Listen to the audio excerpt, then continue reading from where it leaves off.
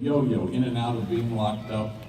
And he'd come to me and I'd find him a job in the private sector or in one of our businesses, but he'd always gravitate back to vague criminality, usually something involving drugs, the sale of or the use of, and then he'd wander back to me. So this one time, after a 4-month stretch in jail for a probation violation, he's sitting in front of my desk and he says what gang members often say, "This time it'll be different."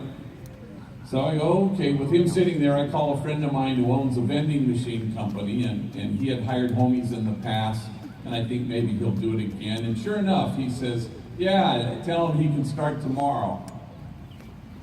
That's a holy man right there. And so Dreamer began work the next day at the vending machine company. Well, 2 weeks later, there he is again in front of my desk. I go, híjole madre santa, here we go all over again. But this time, he pulls out of his pocket his very first paycheck and he waves it proudly. And he says, "Damn, G, this paycheck makes me feel proper." I mean, my mom, she's proud of me, and my kids, they're not ashamed of me. And you know who I have to thank for this job. And I said, oh gosh, who? And he looked at me strangely and he said, well, God, of course. Oh, sure, no, that's right, yeah. That would be God. He said, you thought I was going to say you. I said, no, gosh, God's number one. He said, you are so lucky we're not living in them Genesis days. Them Genesis days. He goes, yeah, because God would have had struck down your ass already by now. Well, the only thing I remember was we sort of dissolved in laughter. We fell out of our chairs. And I defy you to identify who's the service provider and who's the service recipient. It's mutual. How do we arrive at this place of kinship where there is no us and them, only us? Rosemont is not the place you've come to, it is the place you go from, and you're called and invited to create a community of kinship such that God, in fact, might recognize it. For 30 years, the homies endlessly have taught me things that are so valuable. But in the last few years, they've taught me how to text, and I'm really grateful to them because I find it sure beats the heck out of actually talking to people. And I'm pretty good at it, LOL and OMG and BTW, and the homies have taught me a new one, OHN, which apparently means, oh hell no. And I've been using that one quite a bit lately. I'm sure I'm not alone in being vexed by this stupid autocorrect thing. A homegirl named Bertha, she texted me on a Sunday and she said, "Where you at?" And I said, "I'm about to speak to a room full of monjas." And monjas means sisters, nuns, religious women. I'm about to speak to a room full of monjas. I pushed send. Autocorrect told her that I was about to speak to a room full of ninjas, which she thought was pretty interesting. The worst one is the homies their hair is always on fire, they're gonna cut off my lights, and I need just this much for my rent, and when I'm on the road, that happens a lot. So I didn't have any money for this one guy who had asked to help with his rent, and I said, "Things are tight." And I pushed send, autocorrect told him, "Thongs are tight." and he wrote me back, "Sorry to hear that." But what about my rent? Anyway, so there I am in a car with two homies, older vatos, Manuel and Poncho. We're going to drive and give a talk at a high school. Manuel's in the front seat. They do a variety of things at Homeboy. And we're driving, and Manuel gets an incoming text and he reads it to himself and he chuckles. And I said, "What is it?" He goes, "Oh, it's dumb. It's from Snoopy back at the office." And well, I just seen Snoopy. Snoopy gave me a big hug as the day began. Snoopy and Manuel work together in the clock-in room where they clock in hundreds and hundreds of our workers. And it's a tough job because occasionally gang members can be attitudinal. And I said, "Well, what's he say?" He goes, "Oh, it's dumb. Hang on. Let me find it. Hey, dog, it's me, Snoops. Yeah, they got my ass locked up at county jail." They're charging me with being the ugliest vato in America. You have to come down right now, show them they got the wrong guy. Well, we died laughing, the three of us, and then I realized that Manu and Snoopy are enemies. They used to shoot bullets at each other, because I remember. And now they shoot text messages. And there's a word for that, and the word is kinship. How do we allow God's dream to come true where there is no us and them, and there's just us? Rosemont is not the place you've come to, it's always been the place you go from. And you go from here to announce a message. You go from here and you hope to stand in awe at what the poor have to carry, rather than stand in judgment at how they carry it.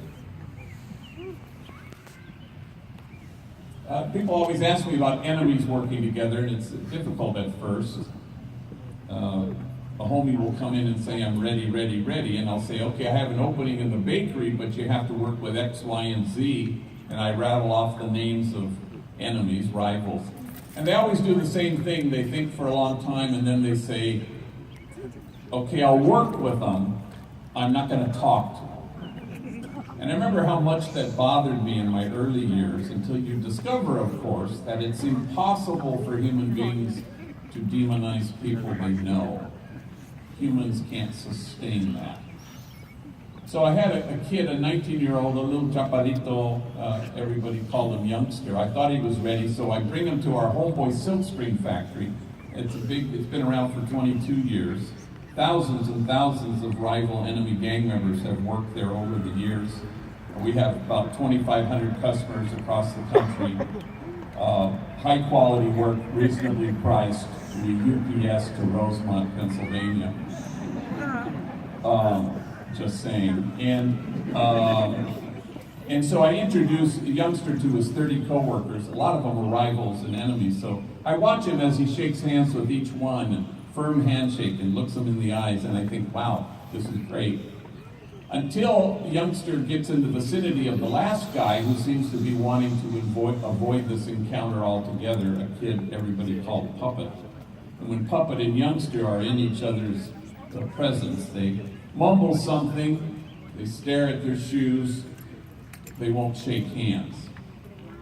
Well, I know they're enemies because I know what gangs they're from, but he just shook hands with a whole bunch of enemies. I discovered later that this is a hatred that's really quite deep and very personal, and beyond which neither of them thought they could get past. So I sensed that much at the moment, and I say, look, if you guys can't hang working together, let me know. I got a bunch of people who want this job, and they don't say a word. 6 months later, a Puppet leaves his home to go to a corner store some distance from his house, and he purchases something, but on the way home, he decides to take a shortcut, and he dodges into an alley. And because he took this detour, suddenly, unexpectedly, he's surrounded by 10 members of a rival gang, 10 against 1, and they beat him badly. And while he's lying on the ground, somebody finds his body and takes him to White Memorial Hospital, where he's declared effectively brain dead. But it's the policy there to keep you connected to machines for 48 hours so you can have 2 straight days of a flat read with no brain activity, allowing the doctors then to sign the death certificate. This allowed family and friends to gather. I was at St. Louis University giving a talk. I flew home immediately. I've seen a lot of horrible, terrible things in my life, but nothing to compare to the sight of this young man with his head swollen many times its size. It was horrifying. You could barely train your eyes on him. So at the end of the 48 hours, as a priest, I said a blessing prayer. I anointed his forehead with oil. We disconnected, and a week later we buried him. But in the first 24 hours, while Puppet was lying beaten in the hospital, I was alone in my office. It was 8:30 at night, The phone rings, and it's youngster, Puppet's co-worker from the silkscreen factory. Hey, he says, that's messed up about what happened to Puppet. And I said, yeah, it is. And then with a certain kind of eagerness even, he says, is there anything I can do? Can I give him my blood? And we both fall silent under the weight of it. Until finally he breaks the silence, choking back his tears, and he says with great deliberation, he was not my enemy, he was my friend. We worked together.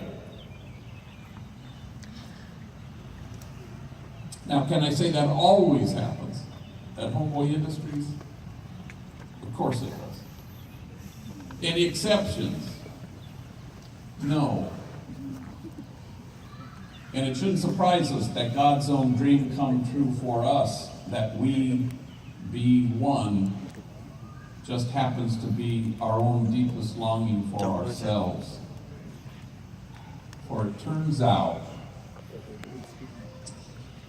it's mutual.